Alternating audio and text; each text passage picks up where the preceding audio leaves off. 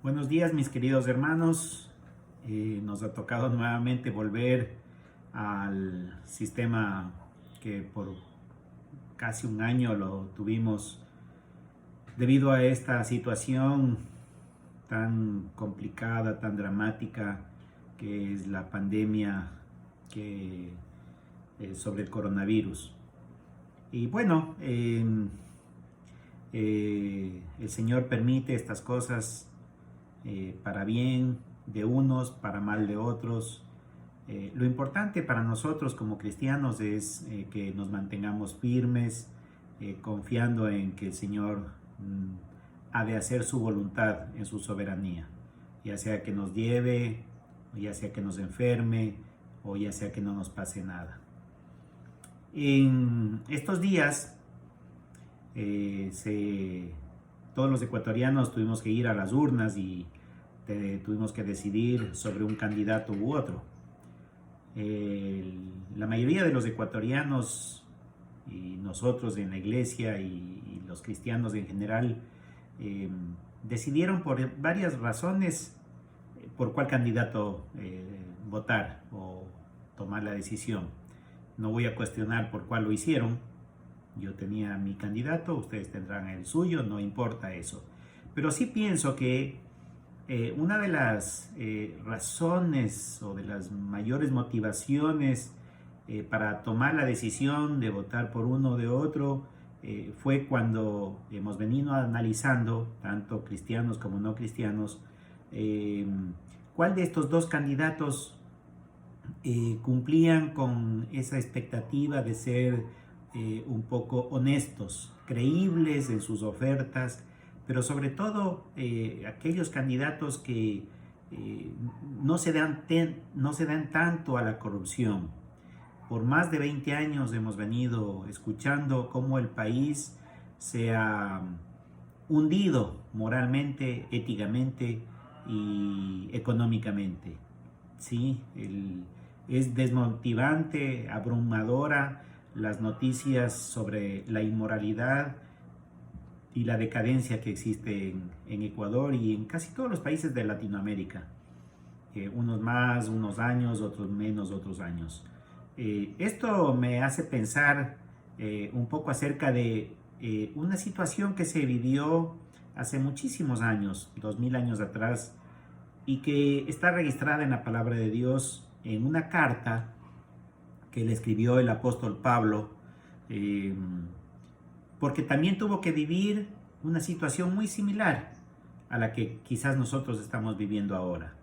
Cuando llegó a una ciudad y encontró que esta ciudad era una ciudad decadente, era opulenta en riqueza, era una ciudad con muchísima cultura, era una ciudad con mucho movimiento económico, comercial, bullía por todos lados. Pero moralmente era una ciudad acabada, era una ciudad que desmoralizaba a cualquier persona que quería agradar a Dios, en fin. Esta ciudad se llamó o se la conoce como la ciudad de Corinto y la carta a los Corintios. La ciudad de Corinto ha existido por más de 1000 años antes de Cristo inclusive, siendo siempre un puerto importante por su lugar estratégico en el cual estaba enclavada. Pero su desarrollo e importancia se dio más o menos en el Imperio griego, en los años 400 antes de Cristo. Y fue destruida más o menos en el año 150 por los romanos, porque esta ciudad, que era una ciudad básicamente griega, hizo unas revueltas y no quiso sujetarse al Imperio Romano. Entonces fue invadida, fue destruida completamente. Fue por más de 100 años, estuvo casi totalmente despoblada, el puerto no se utilizaba, pero más o menos en el año 50 antes de Cristo el emperador Julio César decidió reconstruir esta ciudad y envió un grupo de personas, así como cuando vinieron a Latinoamérica. España envió el desecho, por decir de esta manera, ¿no?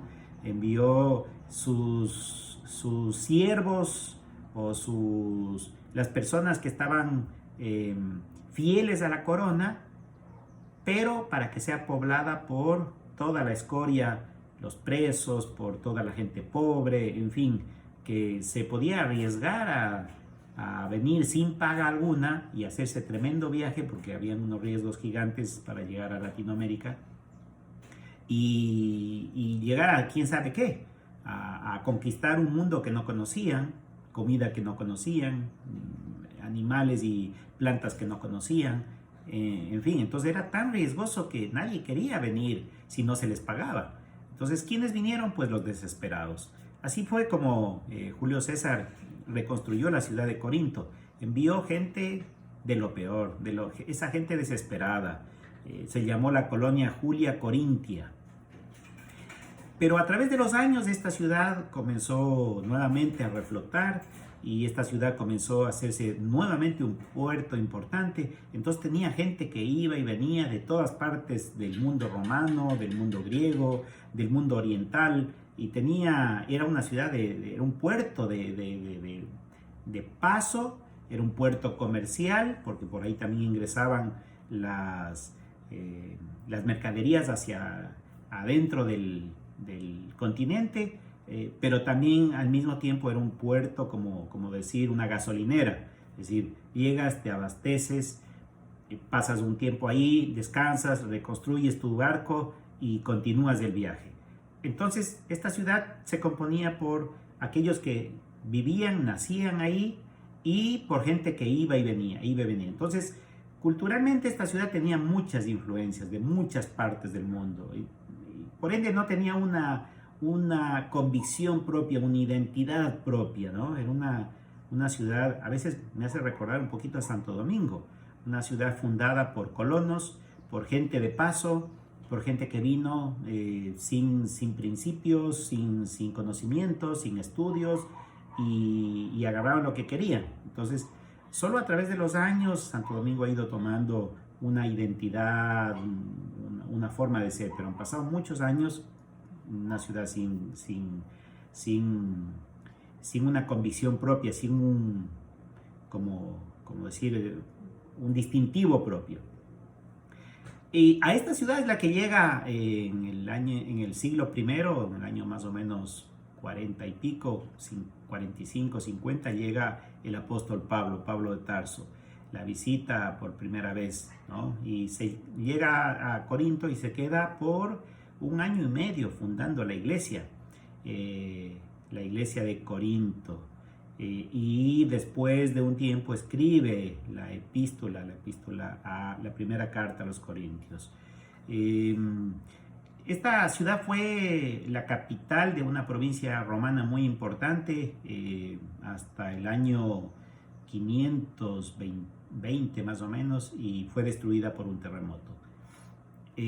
Ha sido reconstruida varias veces, pero nunca ha llegado a tener el esplendor que tuvo con los romanos, ¿sí? Ni la decadencia que tuvo con los romanos.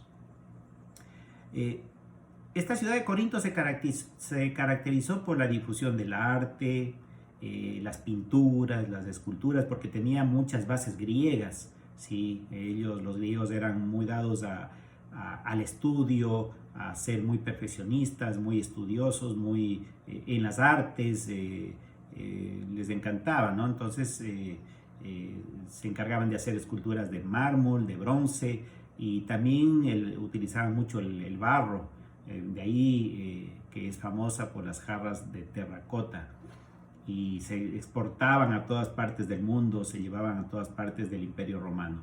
También fue una ciudad donde se desarrolló la poesía, pero los corintios tenían una predilección especial por el área sexual. Como les decía, al ser un puerto de abastecimiento en donde los marineros llegaban a veces 2, 3, 6 meses, 1 año, 2 años a veces en los navíos, solo hombres, porque no viajaban mujeres, a no ser de que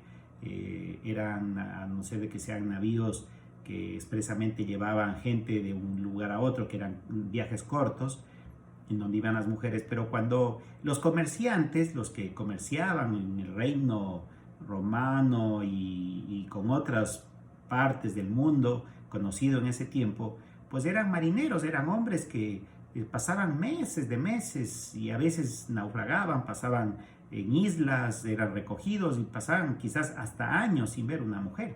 Entonces, cuando llegaban a Corinto, lo primero que hacían era querer buscar una mujer. Ya desde los tiempos inmemoriales sabemos que existían las rameras, las prostitutas. Pues Corinto no era exclusivo de que no existieran. Entonces se hizo famoso porque ahí las mujeres podían encontrar dinero fácil para poder hacer dinero, tener relaciones sociales, tener relaciones públicas y a todo nivel, ¿no? Pero entonces era una ciudad que tenía una debilidad o una trascendencia de ser conocida por las exageraciones sexuales, por el apego sexual que tenía, a tal punto de que había un santuario que se conocía, el santuario de Afrodita, donde se practicaba abiertamente la prostitución sagrada.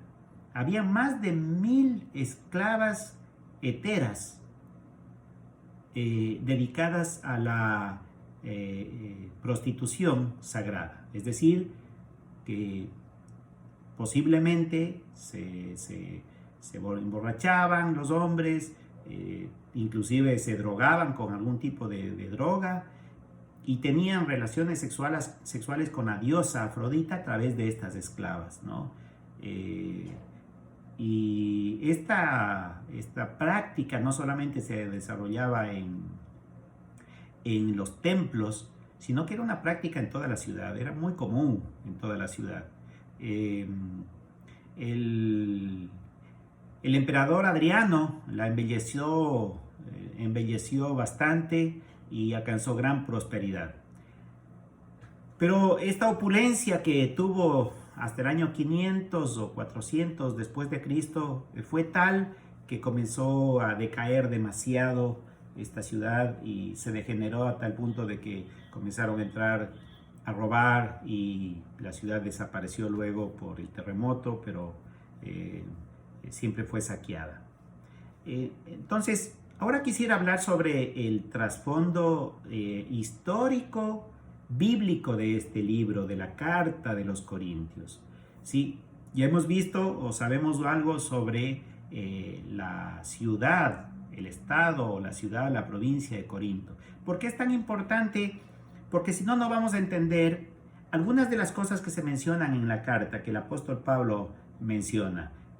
Solo conociendo el trasfondo histórico, el trasfondo cultural de esta ciudad, uno puede entender y puede darle luz, significado a lo que escribe el apóstol Pablo. ¿Por qué en esta carta se mencionan tantas cosas y por qué hay que corregir tantas cosas? Que, como les decía al principio, me recuerda a la ciudad de Santo Domingo, ¿sí? Al país, pero un poco más a la ciudad de Santo Domingo. Santo Domingo es muy conocida por los ecuatorianos. Muchos vienen de Quito, de Loja, de Guayaquil para divertirse en Santo Domingo. Aquí hay cualquier cantidad de moteles, la zona rosa, hay una depravación sexual, una depravación sobre la droga, las bandas, los choneros nacieron aquí. Bueno, entonces nosotros vivimos en ese entorno, así como cuando el apóstol Pablo llegó y se topó con ese entorno. Él tuvo que luchar con eso, cómo compartir el evangelio. El apóstol Pablo escribió esta epístola desde la ciudad de Éfeso, un año después de haber ido o de haber salido de Corinto. Él estuvo 1 año y medio formando a la iglesia de Corinto. Y después de 1 año ya tuvo que escribir esta carta. a Corinto, que la vamos a ir estudiando de largo, y ahora vamos a ver solamente 9 versículos en esta carta, ¿no? Esta ciudad era una ciudad muy cosmopolita, era muy, ¿cómo diríamos?, muy avanzada, y era muy difícil establecer una iglesia. Pero el poder del Espíritu Santo hizo algo que se formó una iglesia, y una iglesia muy grande. Que haya sido una gran iglesia es diferente, pero que fue una iglesia muy grande, sí. Porque el Señor Jesucristo dijo que Él no había venido a curar a los sanos, sino a los enfermos. Y aquí en esta ciudad había muchos enfermos espiritualmente. Por eso el Evangelio tuvo más apego, o tuvo más efectividad en Corinto en cuanto a la salvación, que en otras ciudades que visitó el apóstol Pablo, en donde quizás no hubo ni siquiera convertidos, porque eran ciudades más pueblerinas, eran pueblitos más recatados, más limpios, digamos, no había tanta degeneración. Pero en Corinto había una degeneración tanto que la gente, así como cuando fuimos a las votaciones, estamos hastiados, hartos, cansados, decaídos, desanimados, frustrados con tanta decadencia. Hay gente que sí quiere un cambio y a veces no sabe cómo encontrar ese cambio. Entonces, el apóstol escribe esta carta porque hay una delegación que va a visitarle en Éfeso, una delegación de otra iglesia, de un pueblito llamado Cloé. ¿Sí? De este pueblito van a avisarle al apóstol Pablo y a contarle lo que estaba pasando en esta iglesia de Corinto, que era vergonzoso. Y entonces por eso es que escribe.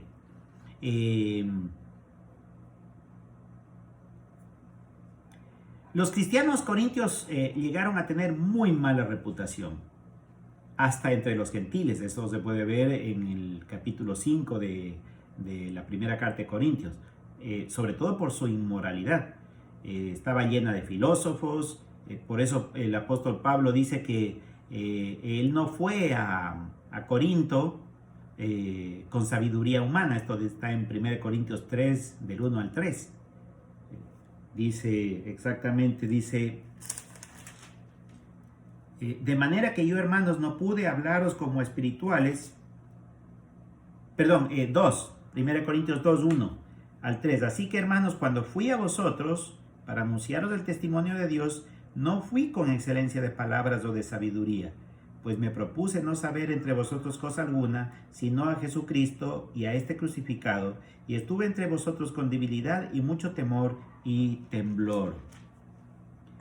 Entonces, cuando el apóstol Pablo llega a Corinto, sabiendo el trasfondo de esta ciudad y mirando, mientras caminaba, veía los templos, veía las esclavas, veía cómo la gente entraba, salía.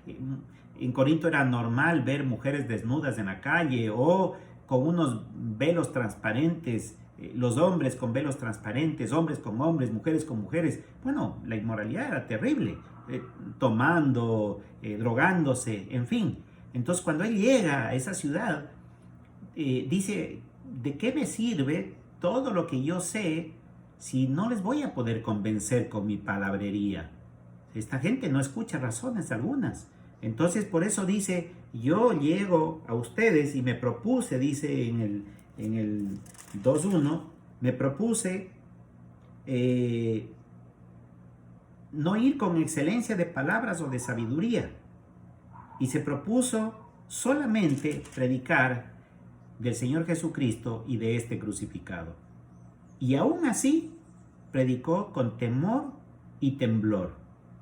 Porque cuando las personas están metidas en la adicción, en la corrupción, la única manera de que puedan ser salvos es con el poder de Dios. Bueno, todos realmente necesitamos el poder de Dios, pero estas personas así no escuchan razones. Hay otros que escuchan y que razonan, y obviamente el poder de Dios, el Espíritu Santo, hace su obra. pero en algunos definitivamente tiene que hacer una obra excepcional para poder compartirles o que conozcan de la salvación en Cristo. Entonces, esta iglesia estaba compuesta cuando el apóstol Pablo la fundó. Se añadieron de todo tipo de personas, gentiles, judíos, griegos, romanos, de todos habían ahí. Ahora, ¿cuáles eran las fortalezas de la iglesia de Corinto y cuáles eran las debilidades de esta iglesia? En esta iglesia, por ejemplo, se puede ver en toda la carta de Corinto que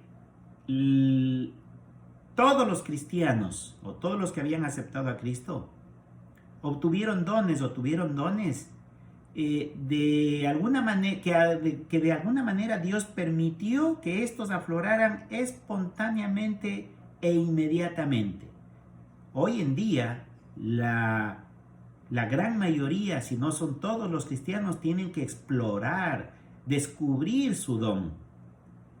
Ellos no, ellos apenas creían, recibían un don que ya lo podían poner en práctica, lo ponían en práctica. Por eso en el capítulo 12 se habla sobre los dones de sanidad, los dones de lenguas, los dones de milagros, los dones de interpretación de lenguas, en fin, ya existían ahí, afloraban rápidamente. ¿Por qué Dios quiso que esto pase así? No sabemos.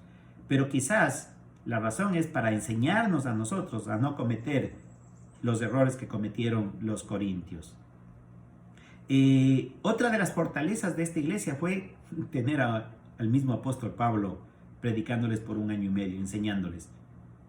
Ya quisiéramos nosotros en la iglesia Comunidad Viva tener un apóstol que nos enseñe, ¿no? Tenemos 3 que enseñamos a duras penas, a veces podemos enseñar algo, pero qué grande hubiera sido que el apóstol Pablo nos estuviera predicando todos los domingos por 1 año y medio.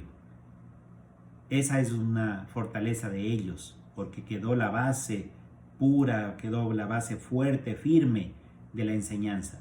Pero las debilidades, obviamente, no dejaron rápidamente sus costumbres.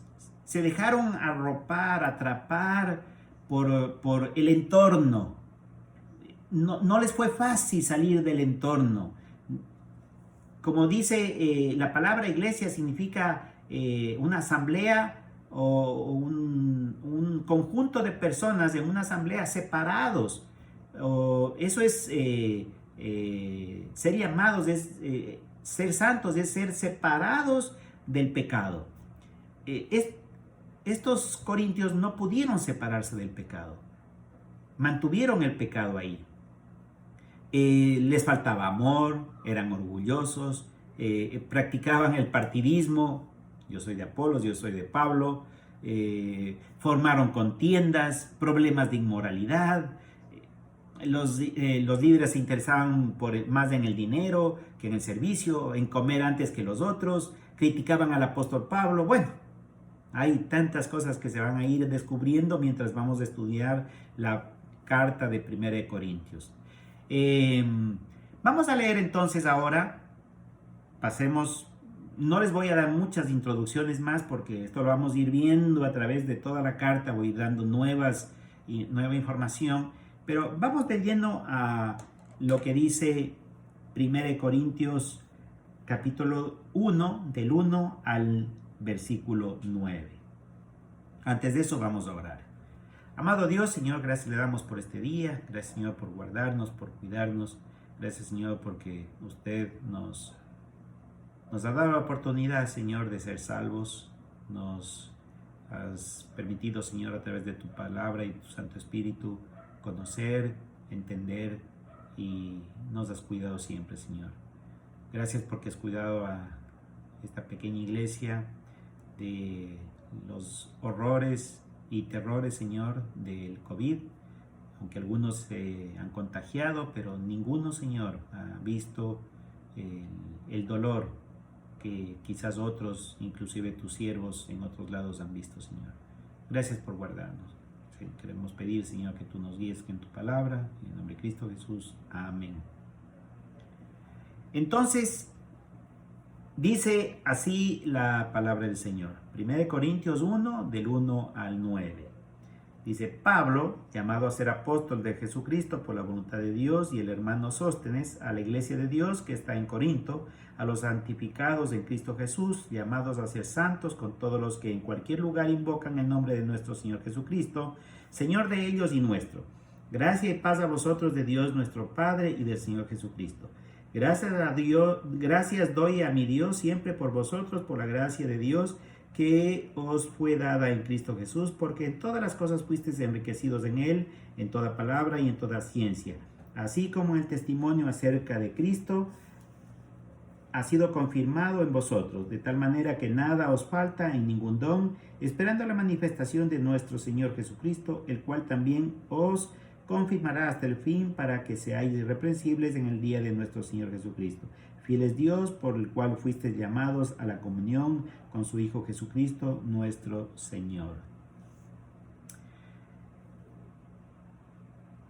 Vamos a desmenuzar un poco algunas cosas en estos 9 versículos para irlos entendiendo. En el versículo 1 me llama la atención cuando el apóstol dice: Pablo, llamado a ser apóstol de Jesucristo por la voluntad de Dios. Como el apóstol Pablo no estuvo entre los llamados en vida, en la presencia del Señor, se había corrido la voz entre el mundo cristiano o entre los judíos que Pablo no era un apóstol, que él no cumplía los requisitos de un apóstol. Si nosotros vamos al libro de Hechos, en el capítulo 1 y 2 se menciona cuando los apóstoles, luego de la muerte del Señor Jesucristo, tuvieron que decidir sobre reemplazar a Judas. Y ahí se mencionan unas condiciones. Entre una de esas condiciones básicas era que hayan recorrido o estado con el Señor Jesucristo durante los 3 años, ¿sí? Primero llamados, ser llamados apóstoles o estar los 3 años, entre otras cosas más. Y Pablo no cumplía esa condición. Pero lo que Pablo enfatiza aquí, dice llamado a ser apóstol de Jesucristo por la voluntad de Dios. ¿Cómo poder refutar esa condición? Pues Pablo demostró con creces, a través de milagros, a través de la fuerza de la palabra, a través de los misterios que daba de la palabra, que nadie más conocía, ni aún los otros apóstoles. Entonces Pablo ya explicó en el libro de Gálatas, explicaba, por ejemplo, cómo él había sido llamado y había sido llamado a ser apóstol. Aquí no se explica, y no lo voy a explicar por ahora, pero ¿por qué el apóstol Pablo tiene que comenzar de esta manera con los corintios, llamado a ser apóstol de Jesucristo por la voluntad de Dios, por lo que les había dicho antes? Muchos dentro de la iglesia de Corinto no querían reconocer la autoridad del apóstol Pablo, ni las enseñanzas del apóstol Pablo. Por eso se formaron las diferentes facciones. Yo soy de Apolos, yo soy de Pablo, yo soy de Jesucristo, yo soy de tal, de cual. Entonces dentro de la iglesia habían los seguidores de Pablo y los no seguidores de Pablo. Entonces Pablo no tenía la autoridad. Y muchas veces entre los cristianos, o entre las iglesias cristianas, o entre los siervos cristianos, se ve con frecuencia esto de no darle importancia a ciertos siervos del Señor que no tienen un título o que no han sido nombrados o que no llevan su nombramiento debajo del brazo. Cuando la palabra en 1 Timoteo 3 es bastante clara, no la vamos a leer, pero ustedes lo pueden leer en casa, se menciona los requisitos o las características que tiene que tener aquellos que quieren servir en la iglesia local, es decir, los ancianos o pastores, ¿sí? Los siervos de Dios. Para llegar a tener la autoridad que Pablo reclamaba como apóstol, tienes que tener un carácter y demostrar que Dios te ha llamado a ser un siervo de Él. ¿Cómo? Con las características o el carácter que se menciona en 1 Timoteo 3, ¿sí? Que será título de otro estudio. Entonces, cualquiera que cumpla eso y sea reconocido por la iglesia, tiene la autoridad dentro de la iglesia. No se requiere ser nombrado o ser delegado o tener un título, porque muchas veces esas cosas no funcionan y las personas no funcionan porque no tienen el carácter de aquello que dice el apóstol Pablo, aquel que quiera ser anciano, buena obra desea, pero es necesario que sea irreprensible, en fin. Buena obra desea. Necesitamos ser llamados a la obra de Dios y uno debe anhelar servir a Dios. Y solamente así se gana la autoridad. Por eso el apóstol tuvo que comenzar diciendo, sí tengo la autoridad para enseñarles. Y lo que les voy a escribir tiene que ser escuchado, tiene que ser puesto en práctica. Por ende, también nos enseña a nosotros. En el versículo 2 dice, a los santificados, una parte, ¿no? A los santificados en Cristo Jesús, llamados a ser santos. Es decir, habla a la iglesia, o escribe a la iglesia, que la iglesia está compuesta por los santificados en Cristo Jesús. El apóstol Pablo, conociendo la gran debilidad espiritual que había en casi todos los miembros de la iglesia de Corinto, y eso que estuvo casi 2 años con ellos enseñando y mostrando la santidad práctica y la verdad de las Escrituras, sabía que debía enfatizar 2 cuestiones o 2 verdades incuestionables en la palabra de Dios. La una es que todo aquel que cree y acepta a Cristo como su Señor y Salvador, es declarado santo. Es decir, apartado del pecado, o libre del pecado, o inocente del pecado. Y la otra verdad incuestionable es que una cosa es lo que jurídicamente has alcanzado, es decir, la santidad o el ser declarado inocente para poder entrar al cielo, y la otra es que debes practicar lo que ya eres. Porque el cuerpo humano, o el Señor decidió que en este cuerpo humano convivan 2 naturalezas. La naturaleza propia carnal de uno, la que lleva aún el pecado, y la naturaleza espiritual, controlada por el Espíritu Santo. Pero Gálatas dice que hay una lucha entre los 2. ¿Cuál ganará? El que alimentes más. Si alimentas a la carne, gana la carne. Si alimentas del espíritu, gana el espíritu. Entonces, todo creyente desde el día de Pentecostés hasta cuando el Señor se lleve en las nubes a la iglesia, al nacer de nuevo, es santificado delante de Dios. Es declarado inocente de la culpa y del pecado que nos llevaba a la muerte o separación eterna de Dios. La pregunta es, lo que dice aquí, ¿somos llamados a ser santos? Es decir, ¿hacemos a diario o practicamos a diario la santidad? ¿En público? ¿En privado? ¿Le doy la gloria al Salvador a mostrar cómo es nuestro Señor, que es 3 veces santo? Dice que somos declarados inocentes, pero llamados a ser santos. El uno está en pasado y el otro está en presente. Es decir, llamados a que constantemente practiquemos la santidad. En el versículo 4 dice, Gracias doy a mi Dios siempre por vosotros, por la gracia que os fue dada en Cristo Jesús. La gracia de Dios que os fue dada.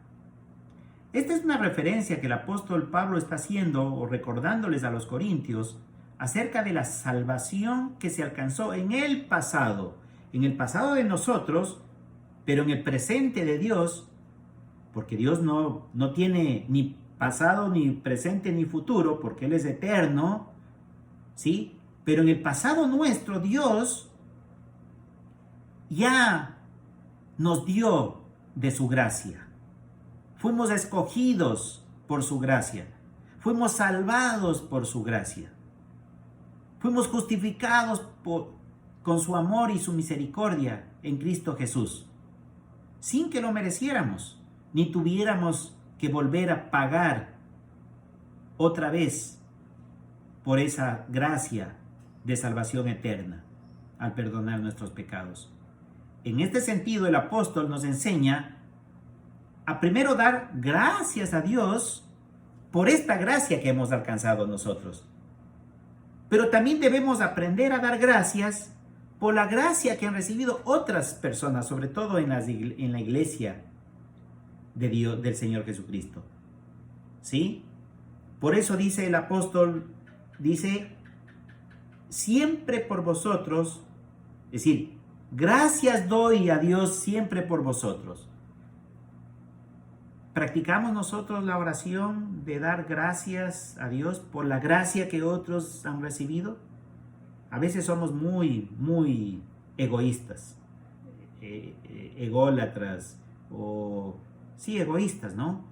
Solo estamos orando por nosotros, pidiendo por nosotros, por nuestra familia, por nuestro trabajo, por la riqueza, en fin. Y no vemos alrededor las personas que sufren de la iglesia o lo que están pasando. No nos interesamos y por eso no damos gracias. Ay, Señor, gracias por la salvación de Mónica. Gracias, Señor, por la salvación de Miriam. Gracias, Señor, por la salvación de José. Gracias, Señor, por la salvación de Jessica. Gracias, Señor, por la salvación de Nicole. ¿Estamos orando así? Gracias, Señor. No solamente por la familia o por mí. Debemos dar gracias a Dios por la gracia que recibimos nosotros y que han recibido otros. En el versículo 5 dice, porque en todas las cosas fuisteis enriquecidos en Él, en toda palabra y en toda ciencia. En el presente, el creyente tiene todas las cosas que Cristo tiene para dar y por ende todo lo que necesitamos. En Efesios 1:3 dice que hemos sido bendecidos con toda bendición espiritual arriba en los cielos. Toda. No dice, no menciona de 1, 2, 3, 4. No. Dice todas. El creyente ya tiene todas las bendiciones. De alguna manera entonces somos enriquecidos. Aquí la palabra enriquecidos se los voy a poner de esta manera para que entendamos hacia dónde quiere ir el apóstol Pablo, ¿no? Enriquecidos aquí es como que si nos sacáramos la lotería. En Estados Unidos hay una lotería que a veces llega a los $1,000 millones, 500 millones, 800 millones de dólares. Cuando alguien se gana esa lotería es impresionante. Imagínate tú que compras un guachito en Estados Unidos y te sacas $1,000 millones. ¿Qué harías con tanto dinero? ¿Qué harías con tanto dinero, mi querido hermano o hermana? Te vuelve rico, ¿no? Pero ¿sabes? No le damos importancia a que somos totalmente ricos espiritualmente en Cristo Jesús. Que este dinero, el dinero de este mundo, no nos enriquece, porque no nos vamos a llevar lo que tenemos. Ni casas, ni carros, ni vestido, ni nada, ni el conocimiento. El hombre es un hombre, el ser humano es un ser finito. 20, 30, 50, 80, 100 y los más robustos quizás hasta 120 años. De todas maneras, de 120 años no se pasa. y tendrás que partir de este mundo. ¿Y qué te vas a llevar? ¿Qué nos vamos a llevar?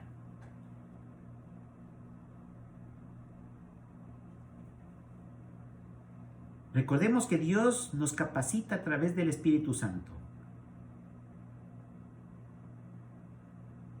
Cuando dice que somos enriquecidos, está hablando de enriquecidos en toda la palabra de Dios y en ciencia o en conocimiento de la palabra de Dios. Entonces, querido hermano o hermana, tú que me escuchas, ¿quieres ser verdaderamente rico, como haberte ganado la lotería? Enriquécete con la palabra de Dios. No vas a poderte enriquecer espiritualmente si no estás en la palabra de Dios, si no tienes el conocimiento de Dios, si no estás en la palabra, en la oración, en la meditación, en la comunión con el Señor, sirviendo en la iglesia, sirviendo al Señor, difícilmente alcanzarás la riqueza espiritual. No os hagáis tesoros en la tierra, dice el Señor, sino arriba en los cielos. Mas buscad primeramente el reino de Dios y todo lo demás será añadido. Entonces, ¿cuánto tiempo gastamos en el conocimiento del mundo para hacer dinero del mundo? Pasamos años de años estudiando. 6 la primaria, 6 la secundaria, 5 o 6 años la universidad y hoy en día 2 o 3 maestrías, 4 años más y algunos el doctorado, 8 años más. Pasamos 20 y pico de años, 30 años de nuestra vida estudiando. ¿Para qué? ¿Para ganar 10,000, 20,000, 30,000, 50,000 dólares? ¿Para tener $1 millón, 5 millones de dólares? ¿Para qué? ¿Acaso no es mejor estudiar para tener un conocimiento básico para sobrevivir en este mundo, para ser correctos, para dar buen testimonio, pero el resto del tiempo dedicarlo a la palabra de Dios, a ser enriquecidos a través de la palabra? ¿Cuánto tiempo dedicas, mi querido hermano o hermana, a leer la palabra, a estudiar la palabra? ¿Cuánto conoces? Ya el apóstol Pablo escribe, después de 1 año y 1 año y medio que él estuvo, sería a los 2 años y medio de haber creado esa iglesia, ya les dice que ellos recibieron todo el conocimiento de la palabra y es suficiente para que sean enriquecidos para vivir en santidad. Por eso fueron llamados a ser santos. ¿Cuántos años necesitas estar en la iglesia o ser cristiano para sentirte que eres rico espiritualmente, en donde puedas tener la capacidad de compartir con otros el evangelio, de aconsejar a otros, de hacer crecer a otros, de mentorear a otros, de discipular a otros, de pastorear a otros? 20, 30, 50. Algunos llegan a los 100 años, 90 años de vida cristiana y se mueren sin haber hecho nada. Hay muchos que se paran en la iglesia y oran de esta manera, después de 40, 50 años de ser cristianos. Dios eterno, gracias te doy por la vida que me das, por el alimento que me das, el vestido que me das. Y se sientan. Y se sientan y no hacen nada más. No salen, no visitan, no evangelizan, no leen la Biblia.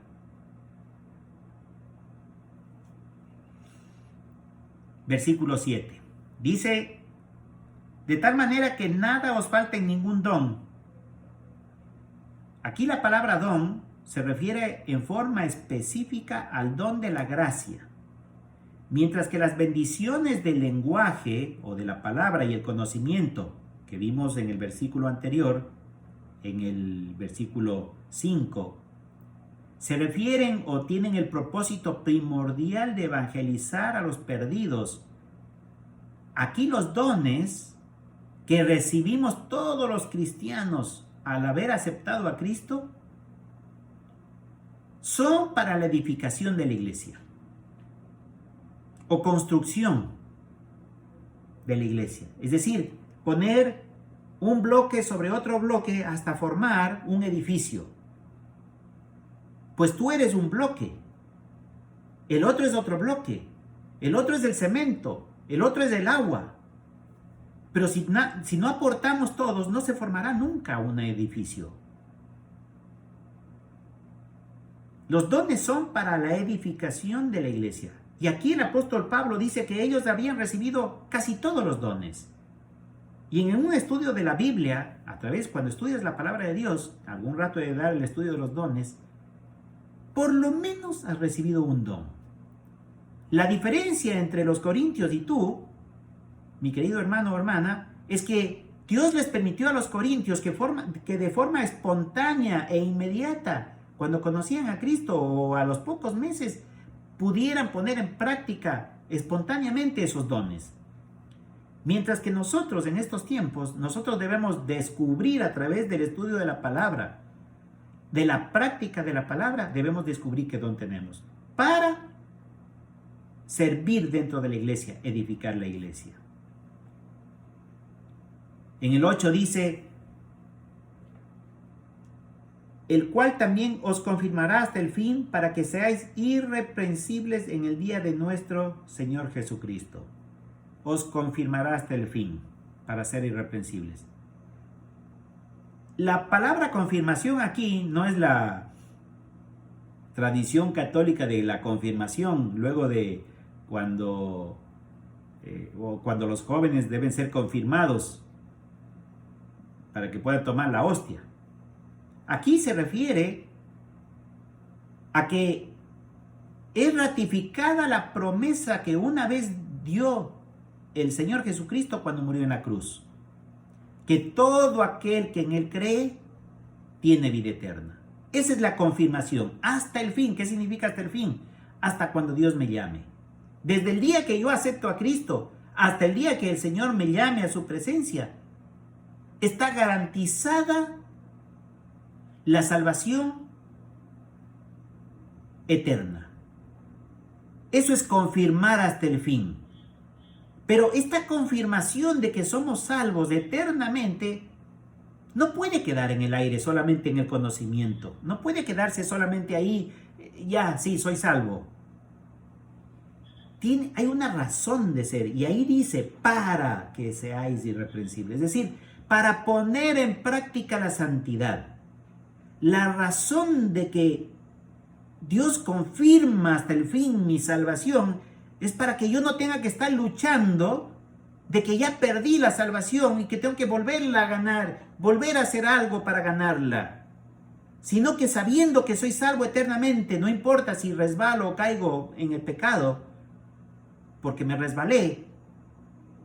O como enseñé yo el otro día acerca del lavamiento de los pies por el Señor Jesús.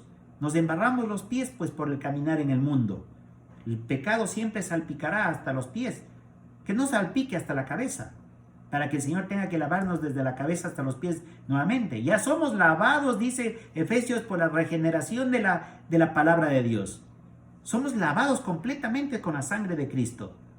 Pero el polvo del pecado del día a día nos ensucia los pies. Y tenemos que confirmarnos unos a otros, ayudarnos, exhortarnos para limpiarnos unos a otros esos pecadillos que a veces hay. Y en el versículo 9 finalmente dice, fiel es Dios. Fiel es Dios. Aquí la fidelidad de Dios no es con relación a nosotros. Es decir, Dios no es fiel a nosotros. No, Dios es fiel a sí mismo. Es fiel a su palabra, a sus promesas. Es decir, lo que está escrito no va a cambiar. Y por eso el Señor Jesucristo dijo, ni una jota ni una coma será cambiada. Esa es la fidelidad de Dios. Por eso fuimos llamados a la comunión con nuestro Señor Jesucristo.